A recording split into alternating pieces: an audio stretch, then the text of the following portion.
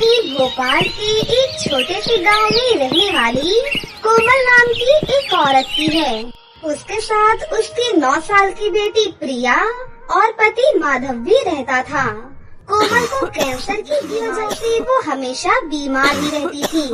एक दिन की बात है, कोमल की हालत बहुत ज्यादा गंभीर हो जाती है और वो अपने पति और बेटी को छोड़कर इस दुनिया से चली जाती है। बहुत समय पहले की बात है। पहाड़ों और हरे भरे जंगलों से घिरी एक सुंदर सी नगरी थी, चंद्रपुर।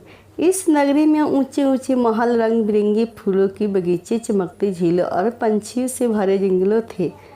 चंद्रपुर की सबसे खास बात थी कि वहाँ रहने वाली परिया कहा जाता था कि इस राज्य के आसपास के जंगल में एक ऐसी जादुई परी रहती थी जो केवल उन्हीं लोगों की सहायता करती थी जिनके दिल में सच्चाई और दया होती है।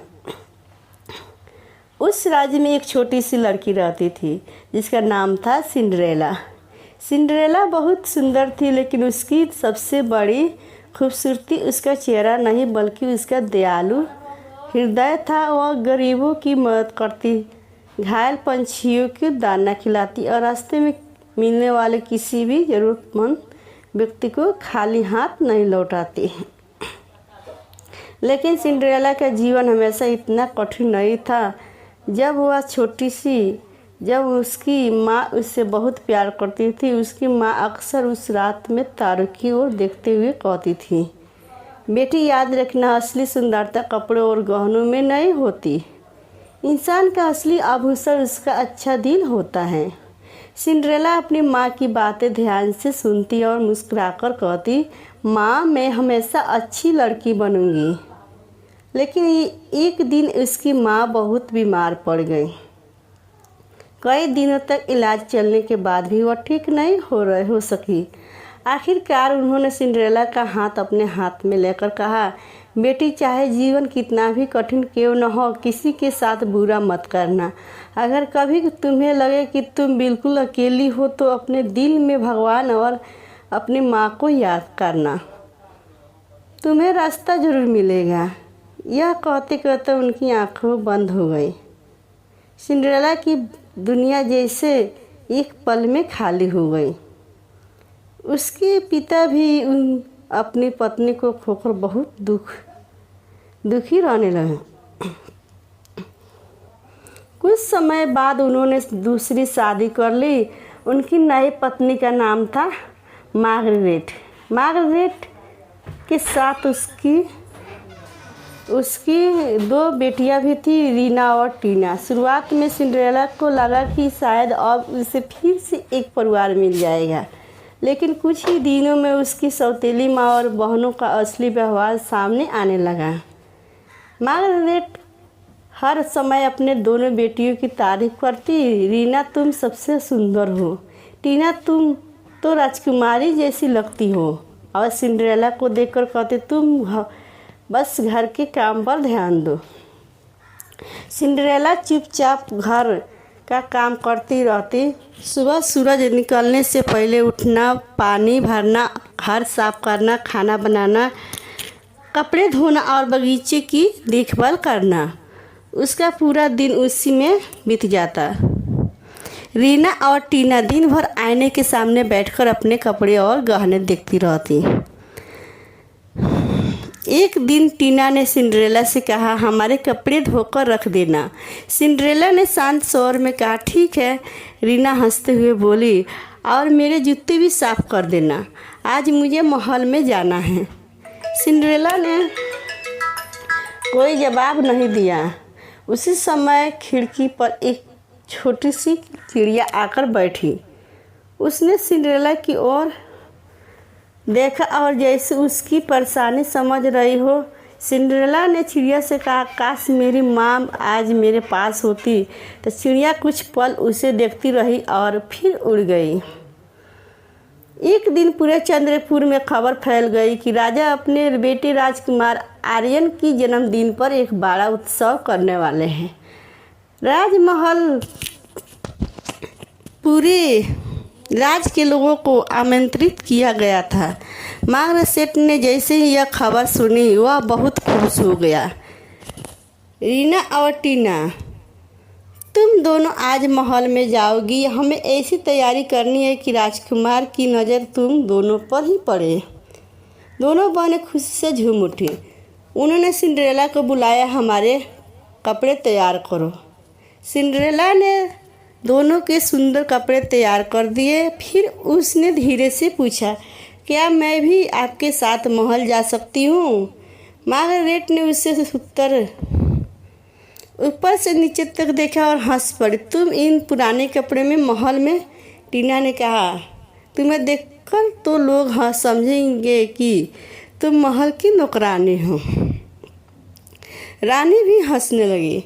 सिंड्रेला की आंखों में आंसू आ गए। मैं बस उत्सव देखना चाहती हूँ, मार्गरेट ने कठोर जवाब में कहा। घर में बहुत काम है, पहले सारे काम पूरे करो, फिर देखेंगे। सिंड्रेला ने चुपचाप सिर झुका लिया। पूरा दिन काम करने के बाद जब उसने सारे काम पूरे किए तब तक उत्सव का समय हो चुका था। वह खिड़की के पास बैठकर महल की दिशा में देखने लगी। दूर आसमान में आतिशबाजी चमक रही थी। सिंड्रेला ने आंसू पोंछते हुए कहा, माँ काश आप आज होती। तभी कमरे में हल्की सुनहरी रोशनी फैलने लगी।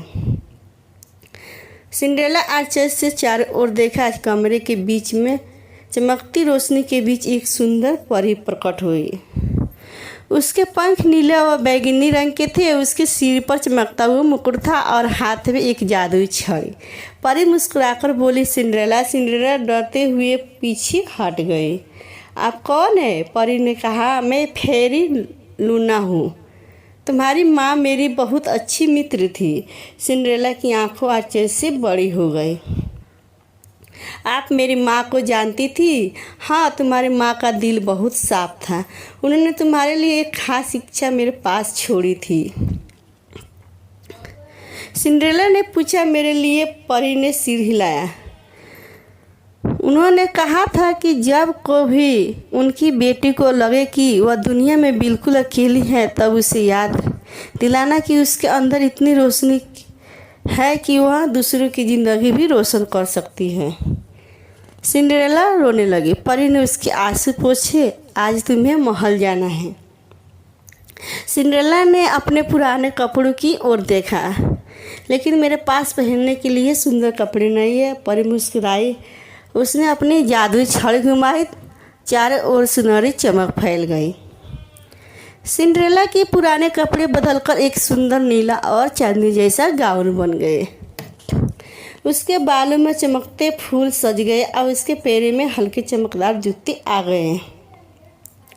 सिंड्रेला खुद को देखकर हैरान रह गई। मैं इतनी सुंदर? परी हंसकर बोली, सुंदरता तो तुम्हारे अंदर पहले से थी, मैंने सिर्फ उसके बाहर आने में मदद की है। फिर परी ने कहा, लेकिन याद रखना यह जादू केवल आज रात तक रहेगी। सिंड्रेला ने सिर हिलाया। मैं समझ गई। जब सिंड्रेला महल पहुंची तो हर कोई उसे देखकर आश्चर्य करने लगा। उसकी सौतीली माँ बहनों ने उसे पहचाना तक नहीं। राजकुमार आर्यन ने भी उसे देखा। वह सिंड्रेला के पास आया और बोला, क्या हम नृत्य कर सकते हैं? सिंड्रेला मुस्कुराई। जी। दोनों संगीत के साथ नृत्य करने लगे। राजकुमार ने पूछा, आपका नाम क्या है?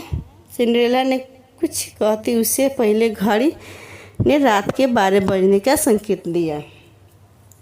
सिंड्रेला घबरा गई। उससे परी की बात याद आ गई। मुझे जाना होगा। राजकुमार ने पूछा, लेकिन क्यों? सिंड्रेला ने कुछ कहे बिना महल से बाहर दौड़ पड़ी। सीढ़ी से उतरते समय उसका एक जूता वहीं रह गया। राजकुमार ने वह जूता उठा लिया। अगले दिन पूरे राज्य में घोषणा हुई, जिस युवती का यह जूता है राजकुमार उसी से विवाह करना चाहते हैं। सैनिक घर घर जाने लगे। आखिर वे सिंड्रेला के घर भी पहुँचे। रीना ने जूता पहनने की कोशिश की लेकिन वह फिट नहीं हुआ।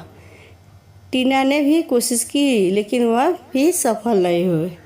तभी सिंड्रेला आगे बढ़ी। मार्गरेट ने उसे रोकने की कोशिश की लेकिन सैनिकों ने कहा, राजा का आदेश है, हर युवती को जूता पहनकर देखा जाएगा। सिंड्रेला ने जूता पहना। जूता उसके पैर में बिल्कुल सही बैठ गया। राजकुमार आर्यन को जब यह पता चला तो वह स्वयं वहाँ पहुँचा। उसने सिंड्रेला को देखकर कहा, तो वह रहस्यमय लड़की तुम थी? सिंड्रेला ने मुस्कुराकर सिर झुका लिया। राजकुमार ने कहा,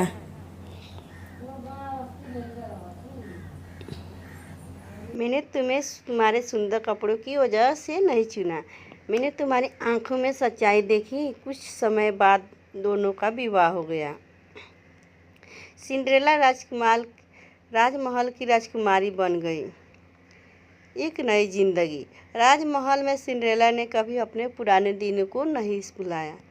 उसने गरीब बच्चों के लिए विद्यालय खुलवाए, उसने ज़रूरतमंद परिवारों के लिए भोजन की व्यवस्था करवाई। वो महल के बगीचे में पंछियों की